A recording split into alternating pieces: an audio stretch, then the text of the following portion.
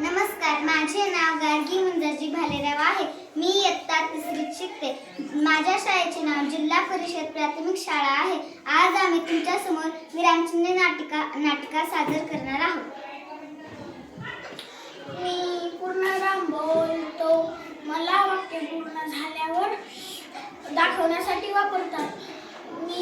मी असा दिसतो, असा दिसतो. मी बोलतो प्रश्नचिन्ह.